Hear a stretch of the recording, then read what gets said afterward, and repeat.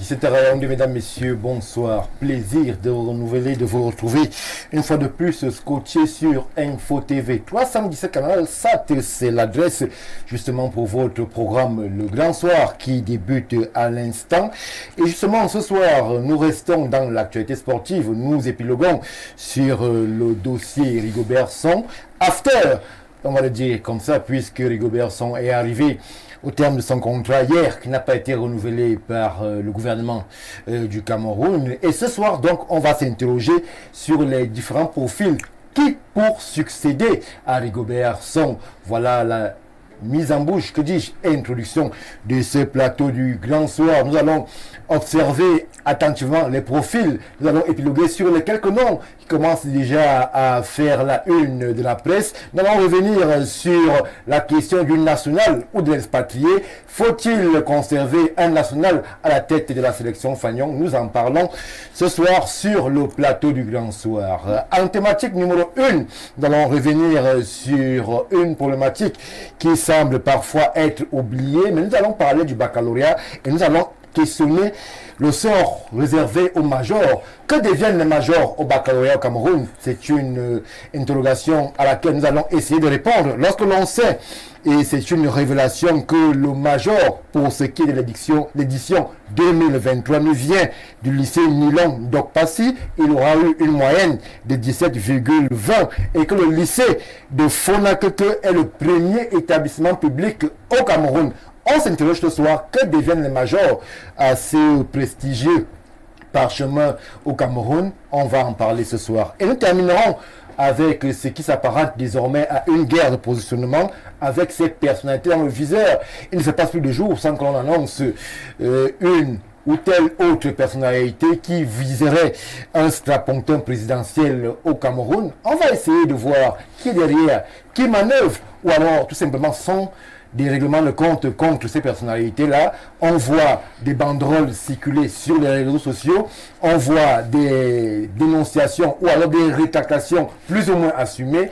Ensemble, on va épiloguer sur la question de savoir guerre de positionnement des personnalités dans le viseur. On en parle ce soir, nous sommes sur le Grand Soir. Mesdames, Messieurs, une fois que je l'ai dit et que j'ai décliné le menu qui vous attend ce soir, permettez-moi de respirer en régie avant la présentation de ceux qui nous accompagnent ce soir. Retour sur le plateau du Grand Soir. Vous le savez, votre émission est essentiellement interactive. Ça veut dire que ce qui sera dit sur ce plateau, vous avez la possibilité de le commenter, de le décrypter, de l'analyser. C'est votre devoir aussi. Vos opinions comptent et ce soir, elles vont compter encore plus. En présence de panélistes qui sont déjà avec nous, le tout premier que je présente est politique, plus ou moins, il est politologue pour être plus précis, c'est-à-dire il a la science en ce qui concerne les questions politiques. Paul-Stéphane Menunga, il est parmi nous, nous disons bonsoir et bienvenue. Bonsoir Stéphane Balga, bonsoir à tous les copanélistes, bonsoir à tous les téléspectateurs et internautes du Grand Soir. C'est un plaisir, un privilège d'être convié à cette émission, tout en espérant que nous serons à la hauteur des sujets qui seront mis à discussion. Merci à vous, Paul-Stéphane Menunga, pour la présence en plateau.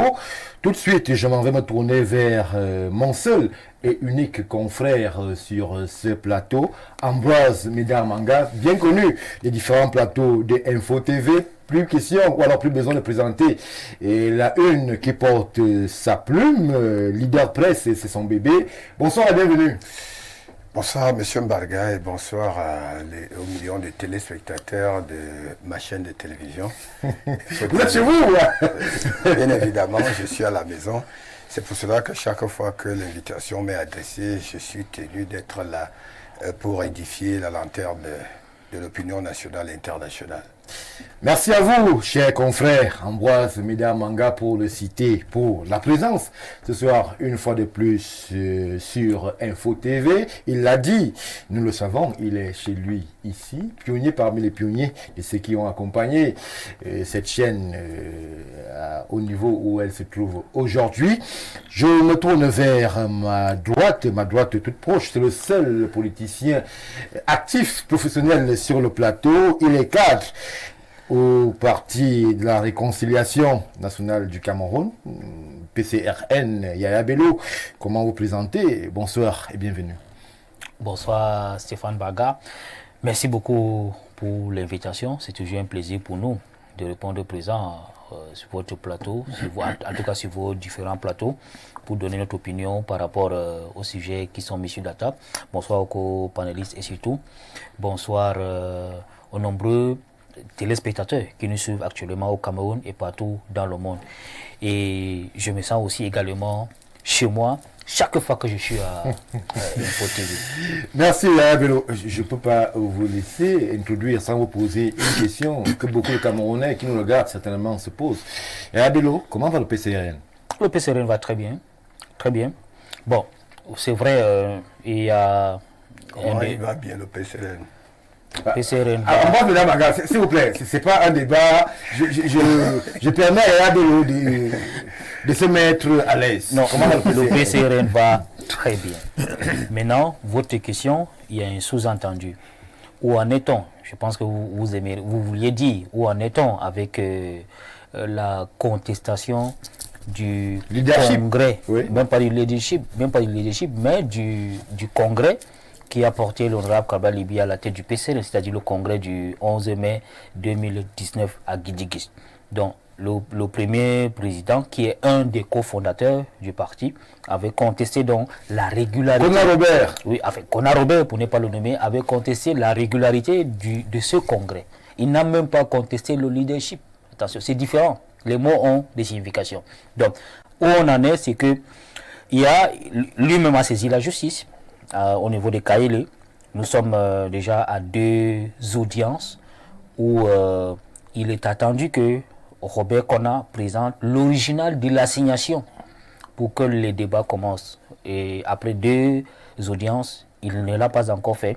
La prochaine audience, c'est le 7 mars à Kaélé. On attend qu'il présente l'original de l'assignation et que le procès commence. C'est lui qui a saisi la justice. Mais en attendant, c'est un Camerounais. Il a ses prétentions, il a ses droits, même si un citoyen peut se tromper de son droit, encore que se tromper de son droit n'est pas une infraction. Donc, la justice va dire son droit, oui. Mais en attendant, l'honorable Kaba Libi est président national du PCRN. Question rituelle. Aujourd'hui, à l'heure actuelle, nous sommes à 17h08, 10 au Cameroun. Existe-t-il 2 PCRN au Cameroun? Non. Il existe un seul PCRN. Les membres sont soudés. Maintenant, M. Kona Robert, qui est notre papa, parce que nous l'appelons, on ne peut jamais dire Kona Robert sans dire papa Kona Robert. Donc, il est notre père, notre papa au parti, parce qu'il est un des cofondateurs. Maintenant, il a émis une prétention que seule la justice va dire s'il a raison ou pas. Oui. En attendant, même Cabral Libi l'a rencontré à plusieurs reprises. D'ailleurs, lui-même, Cabral Libi lui-même l'a dit. Mais c'est beaucoup plus que Cabral ne prenait plus le téléphone. Non, bon, écoutez, ça c'est... Bon, je ne veux pas rentrer entre... En fait, les histoires, en fait, comme ça, entre notre papa et mon grand frère Cabral Libi. Mais, pour le moment, le parti est soudé. Nous avons confiance en la justice de notre pays. Et nous saluons même déjà le fait que M. Kona ait saisi la justice, parce que ça c'est une démarche citoyenne. Lorsque vous avez une prétention, vous saisissez la justice, c'est la justice qui dit le droit et que nous respectons. Donc pour le moment, nous sommes tous soudés au PCRN. Kaba Libi reste notre président. Bon, M. Kona Robert, il s'est confié à la justice et espérons donc que la justice va dire le droit. Donc il n'y a pas de PCRN, il y a un seul PCRN. Merci Yaya Bello pour toutes ces précisions. Nous profitons de votre présence puisque vous êtes un jeune cadre de cette formation politique. Je termine la présentation par un autre visage connu et désormais reconnu sur les différents plateaux de Info TV. Patrick Assega, analyste sociopolitique, enseignant pour le préciser. Il est sur le plateau. Bonsoir et bienvenue. Bonsoir Stéphane, bonsoir à tous ce riche panel. Bonsoir à nos millions de téléspectateurs. C'est toujours un plaisir renouvelé de me retrouver parmi vous, Stéphane, afin de pouvoir apporter un peu de nous pour pouvoir analyser le milieu politique camerounais, civil, sociétale et tout ce qui va avec. Sportif, non, puisque nous commençons par cela, Patrick Assiga. Donc c'est toujours un plaisir d'être parmi nous. Merci à vous, cher Patrick Assiga, d'être présent parmi nous. Sans transition aucune, tout de suite, nous allons nous plonger vers ce qui fait office de mise en bouche ce soir. Nous parlons là de la sélection fanion camerounaise, Lions indomptables, et on se pose la question en majeur. Qui pour succéder à Rigobert Song, alors que des informations fuitent, alors que des noms sont proposés, alors que des consultations sont annoncées, il y a déjà des pays, une shortlist qui semble être approuvée à l'international. On avance des noms d'ici, d'ailleurs. Alors, selon vous, est-ce que l'éviction, on va commencer par là, de Rigobert Song était juste? Song a-t-il payé la mauvaise forme actuelle de Lions indomptables? Que pensez-vous de cette éviction? C'est vrai que son contrat était arrivé à expiration, mais il n'a pas été renouvelé. Est-ce que Song a payé la mauvaise forme actuelle des Lions indomptables? Je ne vais pas parler d'éviction parce que là, on parlait de contrat. Oui. Et le contrat est arrivé en terme. Le contrat a deux aspects. Soit le renouvellement, soit la rupture. Et généralement, lorsque on ne produit pas les résultats attendus, il est évident que celui-ci soit rompu. Je pense que c'est ce qui s'est passé avec les piètres prestations des Lions indomptables tous ces derniers temps. Oui. Vous savez, j'ai vu sur les rues de Yaoundé, le soir de la victoire Cameroun-Gambie, la police a été presque incapable, il faut le dire, de contenir cette population qui s'est ruée dans les rues de Yaoundé avec des ustensiles de cuisine et autres. C'est-à-dire ça a été difficile pour la police de contenir l'euphorie des Camerounais après la victoire lors des matchs de poule contre la Gambie. Donc, vous comprenez que l'affaire des Lions indomptables devient une question d'État. Ce n'est plus une association comme toutes les autres. C'est une précision forte, une question d'État. Oui, et je voudrais le préciser ici que celui qui avait dit qu'il n'y a pas de sport mineur, il n'y a ni de sport majeur, ni de sport mineur, c'est un tout petit peu entremêler les pieds, les pédales. Vous parlez du chef de l'État? Non, j'ai dit que c'est lui. J'ai dit c'est lui. C'est le président qui l'avait dit. Je suis donc en train de dire, je parle sur des faits. Oui. Les faits sont tels que... Mais il faut nommer les auteurs je suis donc en train de... Je dis que c'est lui, parce que peut-être qu'on lui a demandé, on lui a dit de dire. Le président Paul Biya assume ses propos. C'est lui qui a dit qu'il n'y a pas de sport. Peut-être que majeur au Cameroun. Le responsable du PCN disait qu'on a l'attitude de se tromper. Et ça, on peut le lui concéder. Parce que au Cameroun, les faits disent que, laisse entendre, et les faits perceptibles sont tels que le football reste le sport roi. Et ici en Afrique et même dans le monde. Regardez le nombre de téléspectateurs pour suivre la Champions League européenne. Regardez là-bas à gauche. Donc, le football. Et au Cameroun, on a vu la seule fédération qui captive les attentions. Ce n'est que l'Africa Foot. Oui. Et par conséquent, les Lions indomptables sont l'âme des Camerounais dans l'ensemble. Là-bas, il n'y a pas de parti politique. Le seul parti politique, ce n'est pas ce que les autres disent au quartier, que nous sommes les seuls qui adhèrent, mais le seul parti politique qui connaît en son sein la présence des autres militants, des militants des autres partis politiques, c'est le football. Donc là-bas, il n'y a pas de RDPC. La meilleure coalition. Oui, effectivement. La meilleure coalition que l'opposition cherche se trouve en les Lions indomptables. Et de ce fait, on parle de la shortlist, on parle de Rigobert Song, je vais chuter en disant que il n'a pas assumé. Ça, il faut qu'on se le dise. Il n'a pas assumé. Il n'a pas assumé. Oui. Et il n'a pas été à la hauteur. C'est votre avis? Non, c'est un fait. C'est pas un avis. Moi, je ne viens pas pour donner les avis, je viens pour présenter les faits. Oui. Et c'est pour cela, vous connaissez mon franc-parler, je dis des choses telles quelles.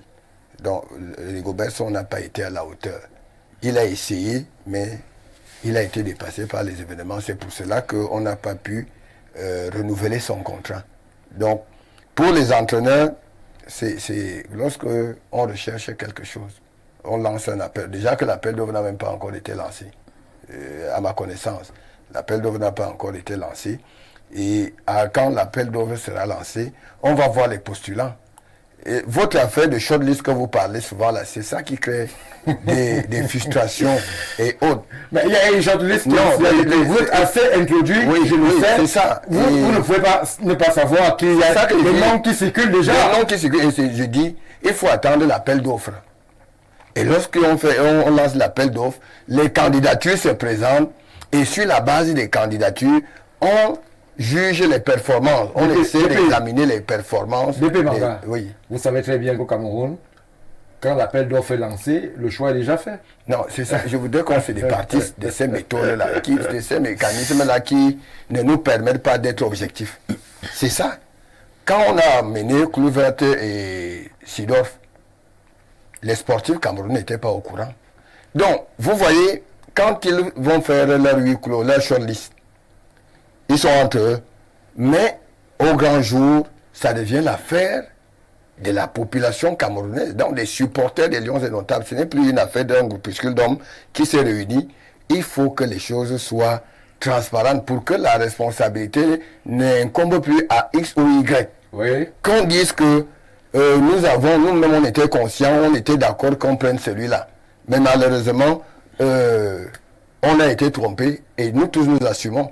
Pas que de jeter la pierre sur Samuel Eto'o et tout ce qui va avec. Parce on en reparle d'P et Manga. Merci pour votre premier jet sur la question. Paul-Stéphane Menunga. Alors, on aurait pu titrer aussi Lions Indomptables qui pour succéder à Rigobert Song. Il ne se fait pas le mystère. Nous avons des entrées, parfois entrées au lieu. On sait désormais qu'il y a des noms qui sont affirmés. On va évoquer Hervé Renard, qui est l'actuel sélectionneur de la sélection française féminine.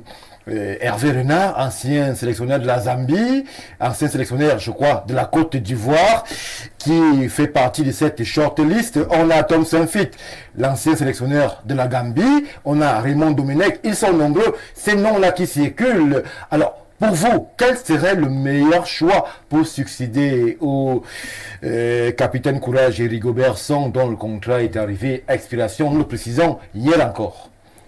Je pense que pour moi, le meilleur profil serait un homme expérimenté, un homme qui a la capacité de dire non. Parce que quand vous êtes expérimenté, quand vous avez un parcours, vous avez la capacité de dire non. De dire non. Dire non à qui? À ceux qui passent le temps à penser que quand on est président, ça veut dire qu'on doit influencer. Ah, ça veut dire qu'à dire non à Samuel Eto'o. À Samuel Eto'o, au ministre, à tout le monde. Parce qu'il ne faut pas seulement parler de Samuel Eto'o. Nous parler dedans. Il faut qu'on ait un entraîneur qui soit capable de dire non, je suis l'entraîneur des Lions Indomptables. J'assume le succès et l'échec des Lions Indomptables. C'est le meilleur profil. Ça veut dire qu'il soit camerounais, sénégalais, américain ou espagnol. Voilà le profil. Donc, vous ne seriez pas contre qu'on confie la sélection Fagnon à un expatrié? Je ne suis pas contre, mais je voudrais qu'on reconfie cette sélection à un national si c'est possible. Mais si... Vous dites une chose de son contraire. Non, je ne dis pas une chose de son contraire. Je ne dis pas une chose de son contraire. Je dis, si il y a un profil national qui correspond à ce que je dis, qu'on lui donne l'équipe nationale. S'il n'y en a pas, qu'on aille chercher ailleurs, qu'on ne se renferme pas dans le carcan de la nationalisation du banc de touche. Mais s'il y a un profil qui correspond, vraiment qu'on lui donne les Lions Indomptables. Moi, ça ne va pas me déranger. Donc je dis, premièrement, il faudrait que le monsieur ait un parcours, un vécu, et qu'il soit capable de dire non, que ce soit au gouvernement ou à la FECAFOOT, et de limiter les ingérences. Voilà pour moi le bon profil pour les Lions Indomptables. Et je veux poursuivre en disant que pour Rigobert Song, il n'y a pas eu d'appel d'offres. Un matin, on était là et on nous a dit que à partir de maintenant, c'est Rigobert Song le manager. On a vu une correspondance du ministre d'État qui marquait l'approbation du chef de l'État par rapport à l'élimination de Rigobert Song. C'est ça que je suis en train de dire, que quand on a nommé Rigobert Song, il n'y a pas eu d'appel d'offres. Donc, on pourrait encore avoir un nouvel entraîneur sans qu'il n'y ait pas d'appel d'offres. C'est une possibilité. Et j'ai envie de dire, contrairement à ce que les gens pensent, parce que ça va dans tous les sens, et c'est peut-être par là que je vais sortir. Non, on reconnaît que Rigobert Song est une légende au Cameroun sur le plan du football. Il ne faudrait pas que les gens confondent des choses. Sur le plan du football, Rigobert Song est à jamais rentré dans l'histoire des Lions indomptables. Mais sur le plan du coaching, il faudrait que les gens acceptent qu'il a encore des classes à faire. Parce que c'est vrai que chez nous, chez les Bantous, on ne tire pas sur un cadavre. Mais je veux quand même... Est-ce que Rigobert Song serait un cadavre? Non, c'est une figure de style. Elle est assez maladroite parce que Rigobert Song serait classifié. C'est une figure de style. C'est pour dire que c'est vrai qu'il est déjà parti, mais on peut quand même faire certains griefs. Oui. Sur le plan qualitatif et quantitatif, en réalité, Rigobert Song n'a rien apporté aux Lions indomptables. Sur le plan quantitatif, nous tous on connaît les résultats de Rigobert Song. C'est, je crois, 8 défaites, 7 matchs nuls. Je crois 9 victoires, quelque chose comme ça. Sur le plan même de la qualité du jeu. Mais on ne voit rien du tout. J'ai dit on ne voit rien du tout parce que moi, je ne suis pas dérangé du fait qu'on perde. Parce qu'on n'est pas appelé à gagner chaque fois. Mais on peut perdre avec la manière. Vous ne pouvez pas jouer un match contre le Nigeria et vous n'arrivez pas à tirer au goal pendant 100 minutes. Ça pose quand même un problème. Vous ne pouvez pas jouer contre l'équipe qu'on a gagnée là. La Gambie. Et vous n'arrivez pas à faire circuler le ballon, ça pose un sérieux problème. Donc vous voyez que ce soit sur le plan qualitatif ou quantitatif en réalité, Rigobert Song a un problème. Et il fallait qu'on applique ce parallélisme des formes. Ou alors il fallait que le motif qui avait été relevé pour Conceição soit relevé pour Rigobert Song. Parce qu'on nous avait dit qu'en réalité, il n'avait pas atteint son objectif. Il n'a pas pu gagner la CAN. Or, il était au moins 3e.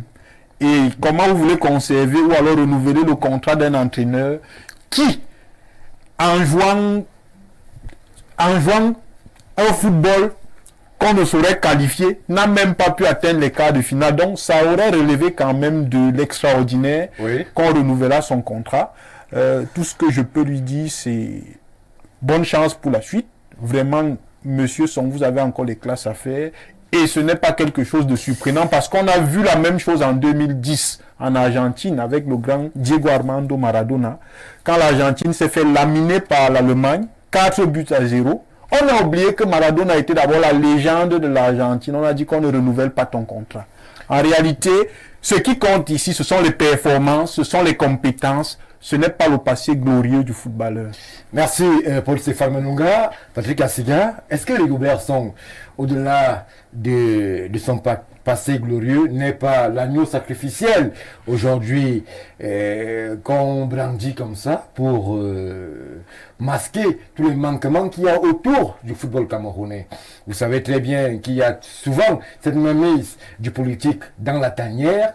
Vous savez que l'environnement, plus ou moins avéré ou non, du côté de Tinga n'est pas très reluisant. Vous savez, il faut le dire aussi, que la QV 2024 des Lions indomptables n'est pas la plus performante. Est-ce qu'aujourd'hui, Rigobert Song paye à lui seul tous les manquements qui est autour de cette sélection Fagnon? Oui, Stéphane, vous avez déjà répondu à votre question. Parce que moi, je pense que en remettant cette équipe à Rigobert Song, il y a cela 2 ans, c'est un gâteau empoisonné qu'on lui a remis. et nous allons toujours dans cette même logique de remettre à qui aujourd'hui le même gâteau empoisonné.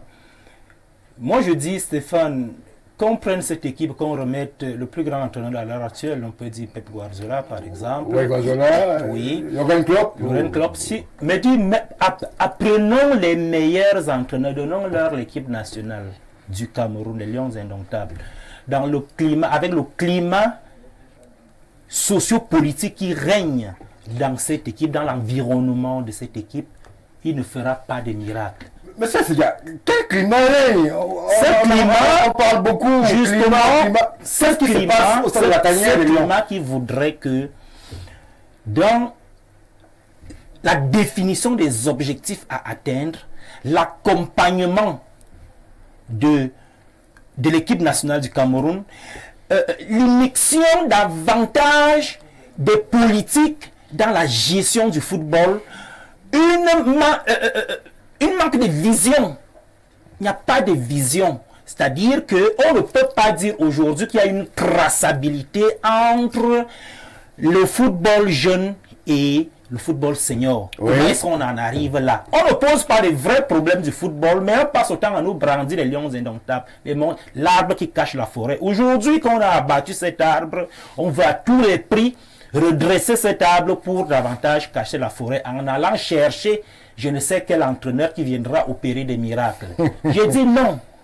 On va passer le temps à nous mentir. Parce que si Rigobert Song avait été arrivé même en demi-finale, malgré les difficultés et le climat qui n'est pas bon, on allait le maintenir parce qu'il aurait permis à un groupuscule de personnes de faire leurs affaires.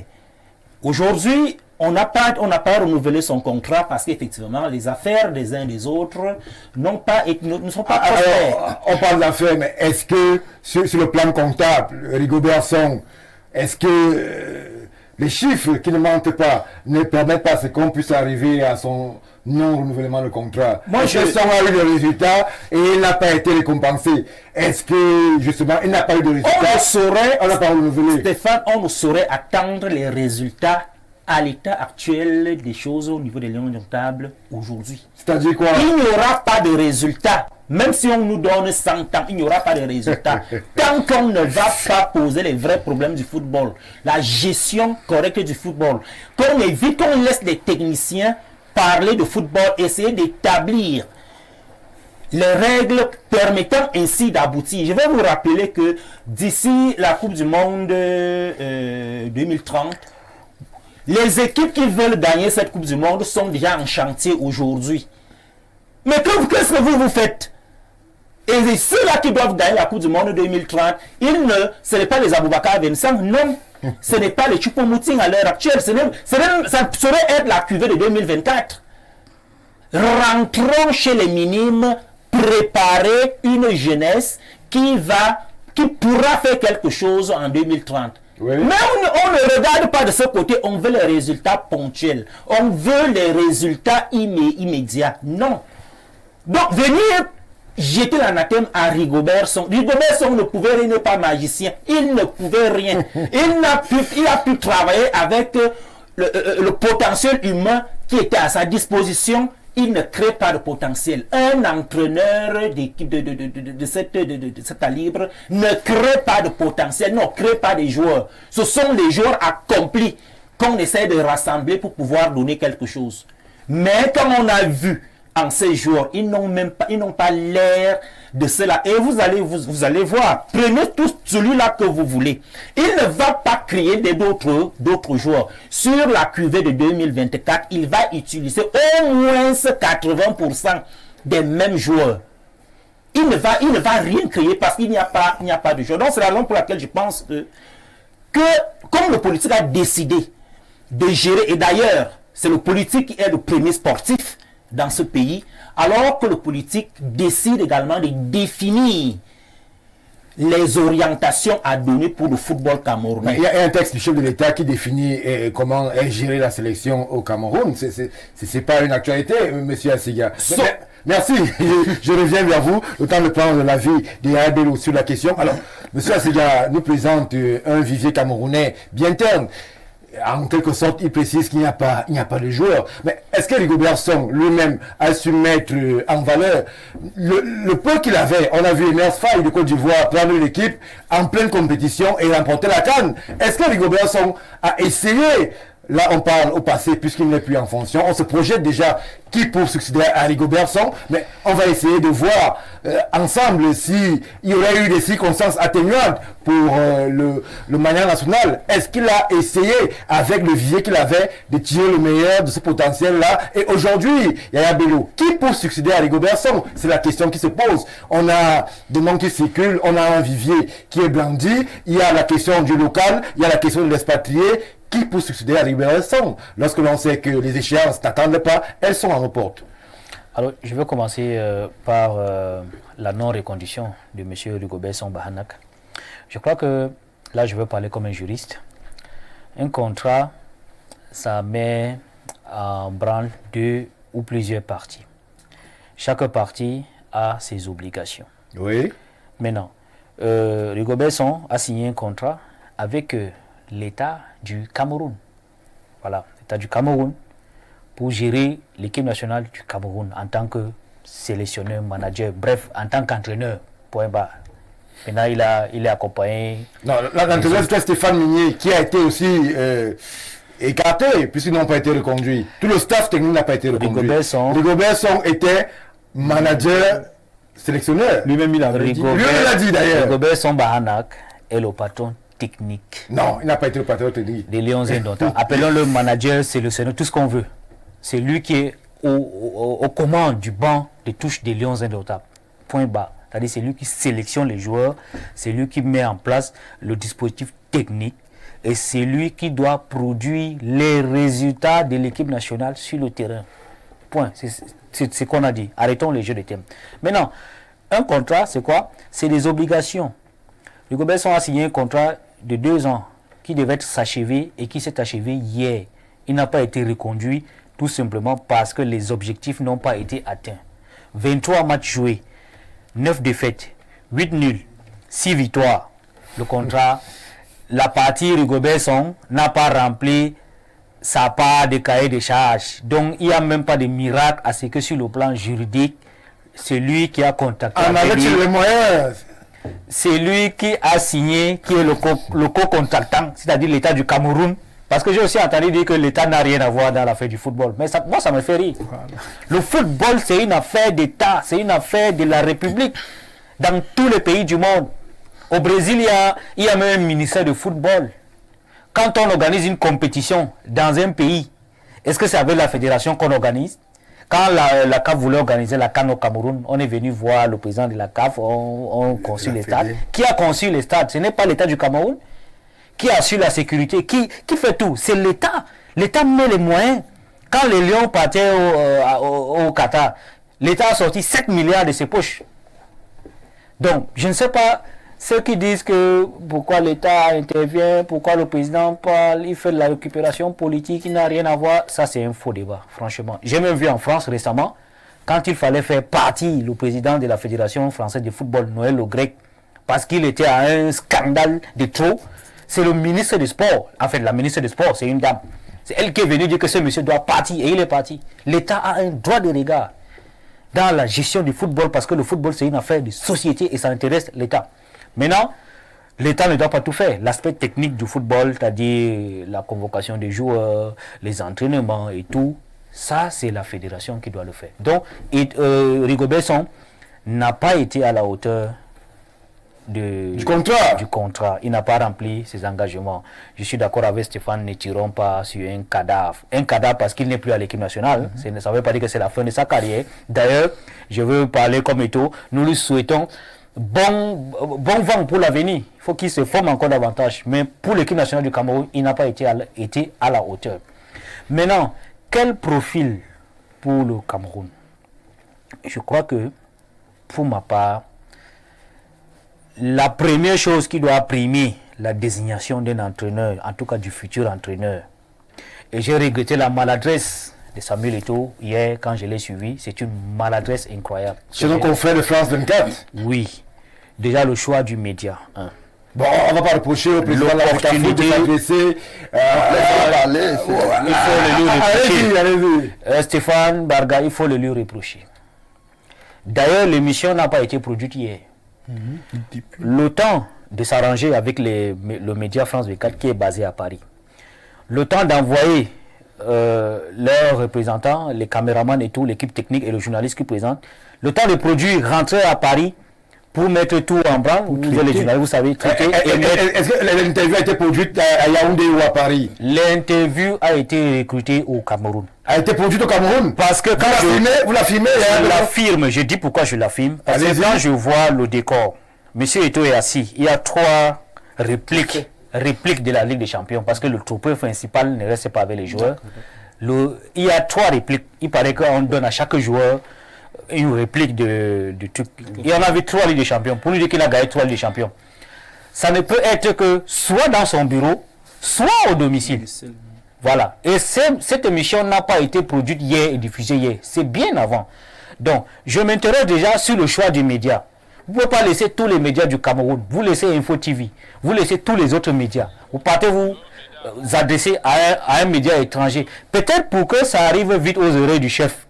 Parce que il paraît qu'on a vu une photo du président de la République dans son salon, on a vu France 24, on s'est dit, ben, quand France 24 parle, il va suivre. Donc on a choisi ce média, ce n'est pas un hasard. Maintenant, l'opportunité même de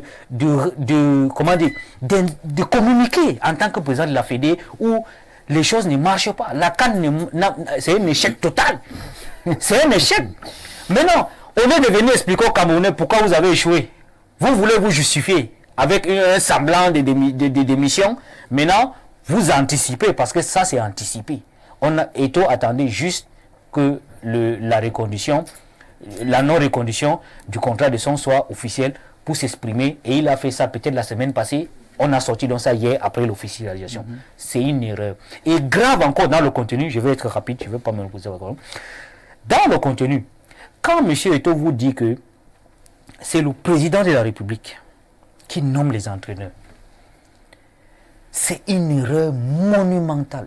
Il l'a dit. Il a dit qu'il va faire. Non, il a dit que. Il l'a dit, M. Bello. Non, je dis. Samuel Eto'o a-t-il déclaré sur le conseil de France 24 que c'est le président de la République du Cameroun qui nomme les entraîneurs? Oui. Il a dit dans une vidéo de 11 minutes, il a dit que lui, il va sélectionner, il va faire une chose. Je dis, il a dit que c'est le président qui nomme l'entraîneur au Cameroun. Il l'a dit. Vous pouvez diffuser, on peut mettre la vidéo là ici. Il a dit que lui, il lui appartient de faire une shortlist de 3 sélectionneurs avec une préférence à l'international. C'est le chef de l'État qui va nommer l'entraîneur. C'est une erreur monumentale. Parce que je lui rappelle que lui-même, quand il voulait se présenter à l'Africa Foot, me semble-t-il, on ne voulait pas qu'il se présente. On a même sorti l'affaire de la double nationalité. On était même sur ce plateau. On a dit, ben non, il faut le laisser. Il paraît que c'est le chef de l'État qui a dit que non, si ce monsieur peut, laissez-le. On lui a donné beaucoup de marches. Il a choisi le sélectionneur. Il a tout fait. Aujourd'hui, il n'y a pas de résultat. La moindre des choses, c'est d'être, sincère. Les Camerounais attendent des victoires. Ce n'est pas parce que vous avez réussi à régler les problèmes de primes, ce qui est normal, ce qui est bien, il faut saluer. Ce n'est pas parce que vous avez réussi à faire voyager les lions dans les bonnes conditions, ce qui est une bonne chose, et que le résultat ne suit pas qu'on ne doit pas vous demander des comptes, parce que c'est l'argent public, l'argent du contribuable. Et c'est comme ça dans tous les pays. Dans tous les pays, c'est comme cela. Donc, pour le choix, je reviens sur le choix de l'entraîneur. Pour moi, ce qui doit primer, c'est de la compétence. L'équipe nationale du Cameroun, c'est une vitrine. Oui. C'est la deuxième équipe en Afrique avec 5 trophées. Une médaille d'or football. Nous devons gagner. Pour cela, il nous faut des gens compétents à l'international. La preuve, tous nos joueurs qu'on sélectionne, en tout cas la majorité, on peut aller chercher dans les championnats étrangers.